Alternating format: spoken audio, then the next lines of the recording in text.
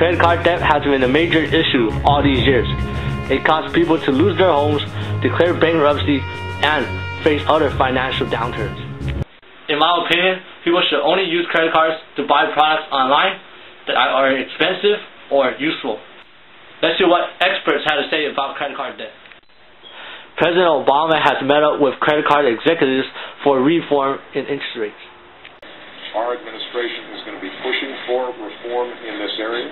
We think it's important that we get input from the credit card issuers as we shape this reform, and I'm going to leave it up to my economic team to work with Congress to evaluate all the various proposals and to get some very definitive language in place. 90% of all bankruptcies are caused by an unexpected financial emergency. Much research has been done on this matter.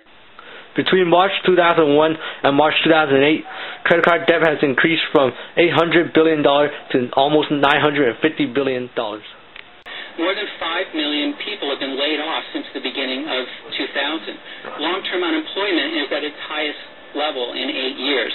The number of Americans without health insurance jumped by 2 million last year alone, primarily because of layoffs.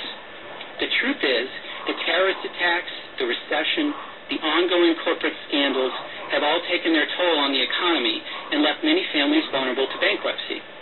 Now is not the time for Congress to protect lenders, especially credit card companies, from the risks they have willingly taken on to increase their profits. While credit card debt targets credit card users, it helps the credit card industry's profit out of it. The industry is very happy to have a few people who are going to default or become delinquent and simply sell them off to debt collectors. This is an industry where profits drive an expanding market without any restraint in terms of who can afford these particular products. Adults are not the only ones facing credit card debt. College students have been using not one, not two, but 3 and 4 credit cards to pay off their tuitions, student loans, and other college finances.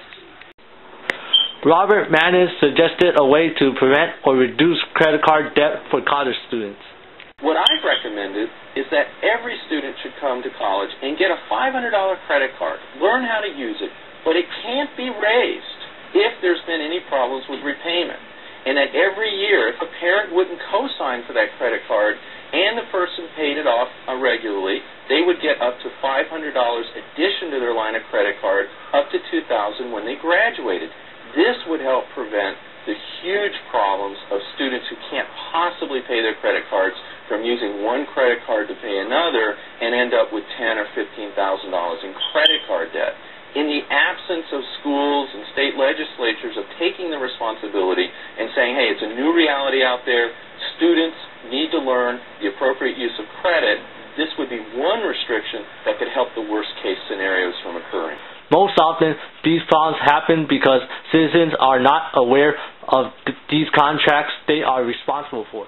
Citizens have to be more informed that if the banks are going to be offering you these lines of credit, that you should be at least well educated enough to know if you can afford to take on that level of debt, and do you understand the terms of that contract. Here in the United States, we're seeing similar issues happening where there's less federal and state regulation, but there isn't the response of how to educate citizens to become more informed in the decisions that we're making. And I see that's the real breakdown in terms of striking a balance between people's needs for credit, banks' obligations to their shareholders to make a profit, and responsible lending. Credit card debt can be good or bad. A bad credit card debt is when someone uses his or her credit card to buy something he or she does not need, while a good credit card debt is when someone uses his or her credit card to buy something he or she needs, like a house or a car. While credit card debt cannot be ended, it is still possible to prevent it for new applicants if they choose to be smart about it. This is Liang. Thank you for watching.